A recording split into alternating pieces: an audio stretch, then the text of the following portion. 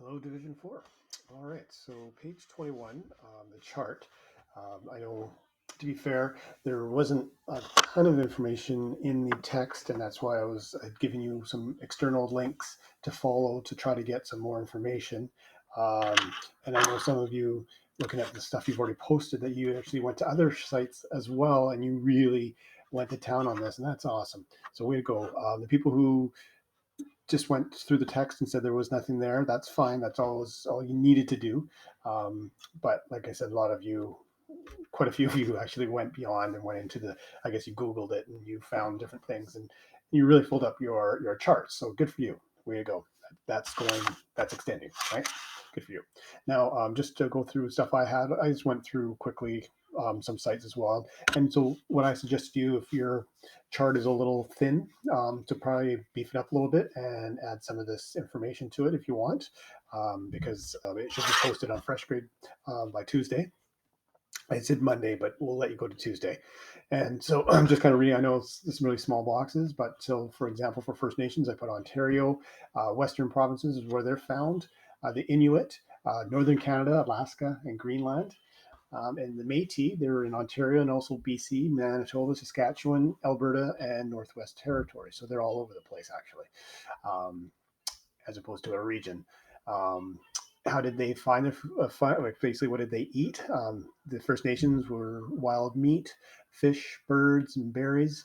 Um, the Inuit, because they're limited, there's obviously no farming because it's all ice and snow. They eat a lot of seal, so ringed seal and bearded seal, caribou, polar bears.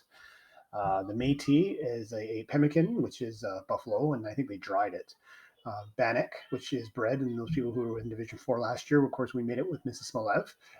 It's a very simple bread, but it's quite delicious when it's hot and warm with butter and jams. They, of course, had soup and meat pies. Their clothing, obviously, most of them are very similar. When we're comparing, they use moose hide, deer hide. They use the furs and stuff to make moccasins, which is their shoes and boots, or the footwear, we'd call it, and bear skins. The Inuit, animal skins as well. They use the fur, obviously, to keep them warm. And they had these jackets, and then those big puffy jackets. I don't know if you've ever seen them with the big hoods. They're called anoraks. Of course, some of our fashion now, we use those. You can see those big, heavy. I think they're made by Canada Geese or something. And the Métis, of course, they used cotton, wool, shawls, deerskin. Their stuff was very colorful. And if you ever Googled Métis, you'll see they had a lot of fringes and beadwork. It's quite intricate because they're using the two cultures, remember, that they combined. And then, of course, what are the facts that you might have found? We know the First Nations had lots of art, and like I said, with the Haida is part of that First Nations, and we'll be learning a song this week talking about their art. Of course, they were the original inhabitants of North America. They used traded to get things, furs and things like that, especially with the Europeans, and they used animals and trees for their houses. The Inuit, of course, were unable to farm. They used harpoons to get their animals or for food. They lived in igloos. They rubbed noses to kiss. So next time the little puppy dog comes up to you and you rub his nose, you can say we're kissing like the Inuit. Um, and it was kind of a fun thing. The igloos used clear ice. I'm not sure how they make clear ice as opposed to cloudy ice, and they'd use those for windows in their igloos. And of course, we don't call them Eskimos now. It's a kind of like the term Indian.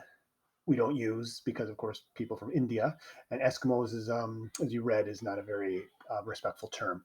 And lastly, the Métis, they're the French and the Aboriginal. They're the ones usually it was the French male and a female from the Aboriginal.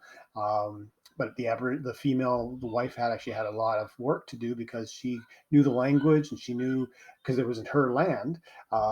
She could help her husband get through things because of her familiarity with Canada as we know it now. Of course, they were fur traders. The religion that they brought from Europe was Catholicism, or they were Catholic. And the very first place to exist they've done is in Manitoba, and it's called the Red River region, and that was the very first place where they first saw the Métis exist. All right, until next time, Division 4.